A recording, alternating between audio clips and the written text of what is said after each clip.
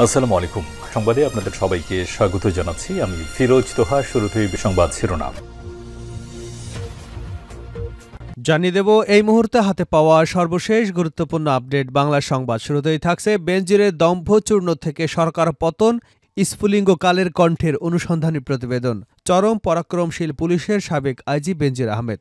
বলা হয় গণঅভ্যুত্থানে ক্ষমতা হারানো আওয়ামী লীগের সর্বোচ্চ প্রভাবশালী কর্মকর্তা, যিনি একই সময় ছড়ি ঘুরিয়ে গেছেন প্রশাসন এবং রাজনীতিতে। ফলে তাঁকে ঘিরে জনমনে নানা প্রশ্ন আর কৌতূহলের অন্ত ছিল না। এমনকি অবসরের পরও তিনি ছিলেন সবার কাছে এক অমীমাংসিত বাধা।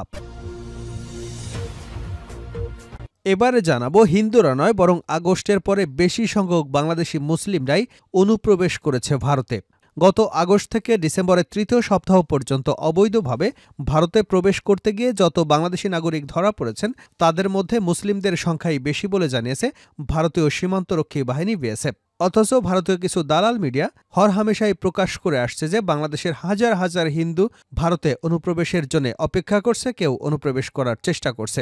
বিবিসি বাংলার প্রতিবেদনে তাদের সেই রিপোর্ট মিথ্যা বলে প্রমাণিত হয়েছে। বরঞ্চ হিন্দুদের চেয়ে মুসলমানরাই বেশি ভারতে প্রবেশ করবার চেষ্টা করেছে। জানাবো যেসব কারণে ঘোষণাপত্র না দিয়ে অন্য কর্মসূচি পালন করল বৈষম্য বিরোধীরা। জুলাই বিপ্লবের ঘোষণাপত্র নিয়ে গত 2 দিনে নানা নাটকীয়তার পর শেষ পর্যন্ত সেই সিদ্ধান্ত থেকে সরে আসে বৈষম্য বিরোধী ছাত্র আন্দোলন। অন্তর্বর্তীকালীন সরকারের পক্ষ থেকে জাতীয় ঐক্যমত্যের ভিত্তিতে ঘোষণাপত্র দেয়া হবে এমন ঘোষণার পর গণঅভ্যুত্থানের নেতৃত্ব দেওয়া শিক্ষার্থীরা তাদের সিদ্ধান্তের পরিবর্তন করেন। এবারে থাকছে বাংলাদেশের নতুন টেলিভিশন চ্যানেল বিটিভির নিউজের যাত্রা শুরু। দেশে যাত্রা শুরু করেছে নতুন সংবাদভিত্তিক টেলিভিশন চ্যানেল বিটিভি নিউজ। গতকাল সন্ধ্যা 7টা থেকে চ্যানেলটির সম্প্রচার শুরু হয়েছে। এবারে থাকছে অতীতের পুলিশকে দেখতে চায় না কেউ। যুগ যুগ ধরে বাংলাদেশ পুলিশ স্বার্থান্বেষীদের লাঠিয়াল বাহিনী হিসেবে ব্যবহার হয়ে এলেও সাধারণ মানুষের প্রত্যাশা ছিল ভিন্ন। সাধারণ মানুষ মনে করে পুলিশ জনগণের বন্ধু, তাই সব বিপদেই তারা পাশে থাকবে। কিন্তু অহেতুক মানুষকে হয়রানি করা, মামলা বাণিজ্য, গ্রেপ্তার বাণিজ্য, অবৈধ ঘুষ লেনদেন, গুম খুন সহ অপহরণের মতো জঘন্য কাজে পুলিশ নিমজ্জিত ছিল বলে বিস্তর অভিযোগ রয়েছে। বাস্তবের পুলিশ কখনই মানুষের বন্ধু হতে পারেনি, হয়েছে পেটোয়া বাহিনী। এবং সর্বশেষ জানাবো আন্তর্জাতিক সংবাদ। মার্কিন রণতরীতে ক্ষেপণাস্ত্র হামলার দাবি। মার্কিন বিমান বাহিনীর একটি রণতরীতে ক্ষেপণাস্ত্র হামলার দাবি করেছে ইয়েমেনের হুতি আনসারুল্লাহ সমর্থিত সশস্ত্র গোষ্ঠী। মঙ্গলবার এক বিবৃতিতে ইয়েমেনের সামরিক বাহিনীর মুখপাত্র ব্রিগেডিয়ার জেনারেল ইয়াহিয়া সারি বলেছেন, এ হামলায় ক্রুজ ক্ষেপণাস্ত্রের পাশাপাশি বহু সংখ্যক কামিকাজে ড্রোন ব্যবহার করা হয়েছে। এতক্ষণ শিরোনাম শুনছিলেন, এবার বিস্তারিত। প্রিয় দর্শক, আপনি যদি এই চ্যানেলে নতুন হয়ে থাকেন, ভিডিওটি দেখতে দেখতে চ্যানেলটি সাবস্ক্রাইব করে আমাদের সঙ্গে থাকুন। আর এই ভিডিও সম্পর্কে আপনি আপনার মূল্যবান মতামতটি কমেন্ট বক্সে জানিয়ে দিন। আর হ্যাঁ প্রিয় দর্শক, জানিয়ে দিন ভিডিওটি কোথা থেকে দেখছেন।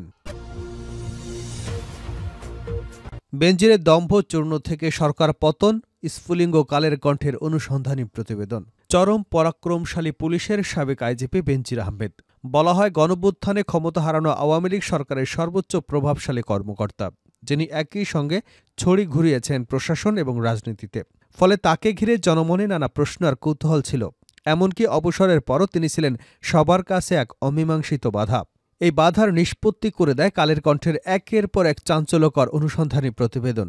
এতে দেখা যায় অবিশ্বাস্য সব অনিয়ম অপকর্মের মাধ্যমে তিনি দেশের ইতিহাসের রাজকীয় দুর্নীতির নজির গড়েছেন। কালের কণ্ঠের অনুসন্ধানী প্রতিবেদনগুলোর পাঠকের দৃষ্টি এড়াতে পারেনি, বরং এর জের ধরে জনমনে যে উষ্মা সৃষ্টি হয় তার পূর্বাপর আরও কয়েকটি ঘটনা প্রবাহর মধ্য দিয়ে সরকার পতনের মতো অবিশ্বাস্য পরিণতির দিকে এগিয়ে যায়। হিন্দুরা নয়, আগস্টের পরে বেশি সংখ্যক বাংলাদেশি মুসলিমরাই প্রবেশ করেছে ভারতে। গত আগস্ট থেকে ডিসেম্বরের তৃতীয় সপ্তাহ পর্যন্ত অবৈধভাবে ভারতে প্রবেশ করতে গিয়ে যত বাংলাদেশি নাগরিক ধরা পড়েছেন তাদের মধ্যে মুসলিমদের সংখ্যাই বেশি বলে জানিয়েছে ভারতীয় সীমান্তরক্ষী বাহিনী বিএসএফ। এর আগের 2 বছর একই সময়ের তুলনায় 2024 সালে বাংলাদেশ থেকে আসা অনুপ্রবেশকারীর সংখ্যা সামান্য বেড়েছে। তবে পুরো বছরের তথ্যের সঙ্গে তুলনা করলে আগস্ট থেকে ডিসেম্বরের মধ্যে অনুপ্রবেশে উল্লেখযোগ্যভাবে বাড়েনি বলে জানিয়েছে বিএসএফ। ভারতের সীমান্তরক্ষী বাহিনী বিএসএফের দক্ষিণবঙ্গ সীমান্ত অঞ্চলের তথ্যসূত্রে এ খবর পাওয়া গেছে। বাহিনীর একাধিক কর্মকর্তা বিবিসিকে বলেছে, যেসব হিন্দু বাংলাদেশি নাগরিক অবৈধ উপায়ে ভারতে আসতে গিয়ে ধরা পড়েছেন তাদের প্রাথমিক জিজ্ঞাসাবাদের সময় বাংলাদেশে হিন্দুদের উপর অত্যাচার এবং সহিংসতার কারণে দেশ ছেড়ে এসেছেন এমনটা জানিয়েছেন সামান্য কিছু মানুষ। বিবিসি যে নির্দিষ্ট পরিসংখ্যান পেয়েছে তা বিএসএফের দক্ষিণবঙ্গ সীমান্তে হলেও বাহিনীর পূর্ব কমান্ডো অর্থাৎ ভারত আর বাংলাদেশের পুরো সীমান্ত অঞ্চলের ছবিটা একই, এমনটাই জানিয়েছে বাহিনীর একাধিক অফিসার। বিশ্লেষকরা এ তথ্য পেয়ে কিছুটা বিস্মিত, কারণ বাংলাদেশে হিন্দুদের উপর অত্যাচার এবং সহিংসতার ঘটনায় বহু হিন্দু ধর্মাবলম্বী ভারতে চলে আসছেন বা আসার চেষ্টা করছেন। এমনই একটা ন্যারেটিভ বা আখ্যান ভারতের হিন্দুত্ববাদী সংগঠনগুলোর তরফে দেওয়া হচ্ছে বেশ জোরে সোরেই। বিএসএফের দক্ষিণবঙ্গ সীমান্তের অঞ্চলের সূত্রে যে পরিসংখ্যান পাওয়া গেছে তাতে দেখা যাচ্ছে এবছরের অগাস্ট মাস থেকে ডিসেম্বর পর্যন্ত ৭১৬ জন বাংলাদেশি নাগরিক অবৈধভাবে সীমান্ত পেরোতে গিয়ে ভারতীয় সীমান্তরক্ষীদের হাতে ধরা পড়েছেন। এদের ধর্মীয় পরিচয় জানা যায়। এদের মধ্যে ৩০১ জন হিন্দু এবং ৪১৫ জন মুসলমান। তবে কর্মকর্তারা এটাও বলেছেন, পুরো বছরের পরিসংখ্যানের দিকে তাকালে দেখা যাবে আগস্ট থেকে ডিসেম্বরের সময়কালে অনুপ্রবেশের সংখ্যায় উল্লেখযোগ্য কোনো বদল ঘটেনি। হিন্দু এবং সব ধরনের অনুপ্রবেশকারীদের সংখ্যা সামান্যই বেড়েছে বলে জানিয়েছে বিএসএফের সূত্রগুলো। বিগত ২ বছরে আগস্ট থেকে ডিসেম্বর সময়কালে ধরা পড়া অনুপ্রবেশকারীদের পরিসংখ্যান থেকে জানা যাচ্ছে ২০২৩ সালে ২০৩ জন হিন্দু এবং ৪৪৯ জন মুসলমান ধরা পড়েছে দক্ষিণবঙ্গ সীমান্ত অঞ্চলে। আবার তার আগের বছর ২০২২ সালের আগস্ট থেকে ডিসেম্বর পর্যন্ত ১১৪ জন হিন্দু এবং ২৯৮ জন মুসলিম অবৈধভাবে ভারতে প্রবেশ করতে গিয়ে ধরা পড়েছিলেন। বাংলাদেশের সংখ্যালঘুদের উপরে কথিত নির্যাতনের বিরুদ্ধে দীর্ঘদিন ধরেই সরব ভারতীয় সংগঠক ক্যাম্প এর আহ্বায়ক মোহিত রায় বিবিসিকে জানাচ্ছিলেন, চিরকালেই বাংলাদেশ থেকে অনুপ্রবেশকারীদের মধ্যে মুসলমানদের সংখ্যাই বেশি থাকে। পশ্চিমবঙ্গের তৎকালীন মুখ্যমন্ত্রী জ্যোতি বসু ১৯৯২ সালে একটা প্রবন্ধে লিখেছিলেন যে প্রতি একজন হিন্দু অনুপ্রবেশকারীর পিছু ২.৫ জন মুসলমান অনুপ্রবেশকারী বাংলাদেশ থেকে ভারতে আসেন। এটা সরাসরি তথ্য উদ্ধৃতি করে তিনি লিখেছেন এই প্রবন্ধ, বলেছেন মীরায়। আবার এটাও ঘটনা, অনেক অনুসারীর সীমান্তরক্ষীদের হাতে ধরা না পড়েও ভারতে প্রবেশ করতে সক্ষম হন। ধৃত অনুপ্রবেশকারীদের সংখ্যা থেকে এই উপসংহার টানা যায় না যে শুধুমাত্র উপরে উল্লেখিত সংখ্যক মানুষই কেবল অনুপ্রবেশ করেছেন। বিএসএফের দক্ষিণবঙ্গ সীমান্ত অঞ্চলে যতজন বাংলাদেশি অনুপ্রবেশকারী ধরা পড়েছেন এবছর আগস্টের পর থেকে তাদের প্রাথমিক জিজ্ঞাসাবাদ করেছে সীমান্তরক্ষী বাহিনী। বিএসএফ সূত্রগুলো বলছে বাংলাদেশে তাদের উপর নির্যাতন বা অত্যাচার হয়েছে বা হবার আশঙ্কা করছেন এবং সে কারণেই তারা ভারতে চলে এসেছেন। এমন হিন্দু অনুপ্রবেশকারীর সংখ্যা একেবারেই নগণ্য। সেই সংখ্যাটা ধৃত অনুপ্রবেশকারীদের মাত্র ১ থেকে ২%। এক সিনিয়র বিএসএফ কর্মকর্তা বলেছেন, অগাস্টের পর থেকে বাংলাদেশিদের খুব কম ভিসা দিচ্ছে ভারতীয় হাইকমিশন। তবে বাংলাদেশের অনেক মানুষই ভারতের এই অঞ্চলে ব্যবসা, পারিবারিক বা নানা প্রয়োজনে আসতে হয়। ভারতে গত কয়েকদিন ধরে একটা প্রচারণা বা আখ্যান চলছে যে বাংলাদেশের হিন্দুরা নির্যাতন এবং শিকার হয়ে ভারতে চলে আসতে চাইছেন। এই প্রেক্ষাপটে অনুপ্রবেশকারীদের একরকম একটা পরিসংখ্যান পাওয়া যাচ্ছে, যার ফলে ওই আখ্যান বা অপপ্রচারটা কিছুটা নস্যাৎ হয়ে গেছে বলে মনে করেন হিন্দুত্ববাদী রাজনীতির গবেষক স্নিগ্ধেন্দু ভট্টাচার্য। তার কথায় দুদেশের রাজনীতিবিদদের একাংশ তো ঢালাওভাবে বলে চলেছিলেন এই আগস্ট মাস থেকে বাংলাদেশে হিন্দুদের উপর ব্যাপক অত্যাচার হয়েছে, তাই দলে দলে হিন্দুরা ভারতে চলে আসছেন বা আসার কথা ভাবছেন। এই প্রচারণা বিশেষিত হয়েছে পশ্চিমবঙ্গ, আসাম সহ বাংলাদেশ সীমান্ত ঘেরা রাজ্যগুলোতে। পশ্চিমবঙ্গে ২০২৬ সালে নির্বাচনকে মাথায় রেখে এই প্রচারের তীব্রতা বাড়ানো হয়েছে। কিন্তু এখন বিএসএফের যে পরিসংখ্যান পাওয়া যাচ্ছে তাতে তো সামান্য সংখ্যক হিন্দুকেই সীমান্তে ধরা পড়তে দেখা যাচ্ছে। মাত্রই কয়েকশো ধরা পড়েছে এখানে। আর হ্যাঁ, এটাও ঠিক যে অনেকেই হয়তো ধরা না পড়েই অবৈধভাবে সীমান্ত পেরোতে সক্ষম হয়েছেন। এ সংখ্যা তো আমরা কত তা জানি না। যদি আরও বেশি হয় বিএসএফের দায় এড়াতে পারে না। কিন্তু ব্যাপক হিন্দু পলায়নের হিন্দুত্ববাদী আখ্যানটা তো নস্যাৎ করে দিচ্ছে এই সংখ্যা, বলছিলেন মিস্টার ভট্টাচার্য। যেসব কারণে ঘোষণাপত্র না দিয়ে অন্য কর্মসূচি পালন করল বৈষম্য বিরোধীরা। জুলাই বিপ্লবের ঘোষণাপত্র দিয়ে গত ২ দিন নানা নাটকীয়তার পর শেষ পর্যন্ত সেই সিদ্ধান্ত থেকে সরে আসে বৈষম্য বিরোধী ছাত্র আন্দোলন।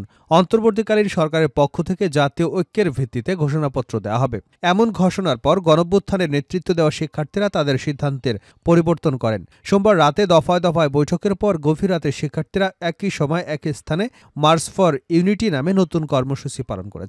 গত শনিবার থেকে যে ঘোষণাপত্র ঘিরে এত সাড়া তৈরি হচ্ছিল, শেষ পর্যন্ত সেটি ছাড়াই কর্মসূচি পালন করতে হলো কেন, সেই প্রশ্ন তুলেছেন অনেকে। এই প্রশ্নের উত্তর খুঁজতে বিবিসি বাংলা কথা বলেছে বৈষম্য বিরোধী ছাত্র আন্দোলনের ও জাতীয় নাগরিক কমিটির শীর্ষ নেতৃত্ব, প্রধান উপদেষ্টার দপ্তর এবং রাজনৈতিক গবেষকদের সাথেও। তাদের কেউ কেউ নাম প্রকাশ না করবার শর্তে বিবিসি বাংলাকে বলেছেন, মূলত এই ঘোষণাপত্রের মাধ্যমে সংবিধান স্থগিত করবার কথা বলেও সরকারের অবস্থান কিছুটা দুর্বল হতো।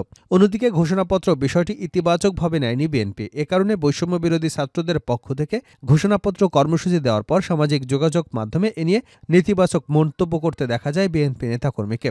সরকারের একটি ঘনিষ্ঠ সূত্র বিবিসি বাংলাকে বলেছে, বৈষম্য বিরোধী ছাত্রদের এই ঘোষণাপত্রের বিষয়টি বাদ দেবার জন্য সরকারকে এক ধরনের বার্তা দেওয়া হয়েছিল বিএনপির পক্ষ থেকে।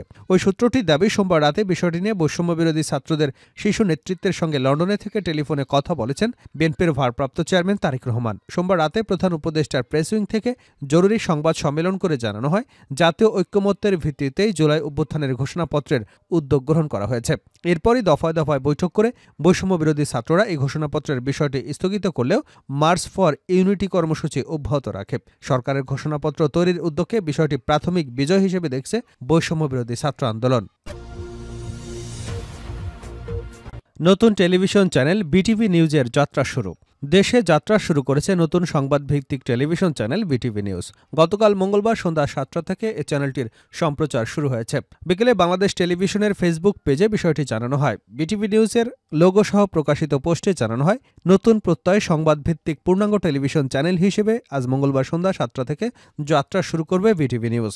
বাংলাদেশ টেলিভিশন দেশের প্রথম টেলিভিশন চ্যানেল, যার যাত্রা শুরু হয় ১৯৬৪ সালের ২৫শে ডিসেম্বর একটি পাইলট প্রকল্প হিসেবে। পরবর্তীতে ১৯৬৭ সালে এটি পাকিস্তান টেলিভিশন কর্পোরেশনের অধীনে আসে এবং ১৯৭২ সালে রাষ্ট্রপতির আদেশে বাংলাদেশ টেলিভিশন হিসেবে প্রতিষ্ঠিত হয়। বর্তমানে বিটিভি দেশের ৯৫% মানুষ টেরিস্ট্রিয়াল সম্প্রচারের মাধ্যমে দেখতে পারেন। বিটিভি এখন সংবাদসহ নানা ধরনের অনুষ্ঠান প্রচার করে আসছে, তবে বিটিভি নিউজ শুধু সংবাদ প্রচারের জন্য বিশেষায়িত চ্যানেল হিসেবে কাজ করবে।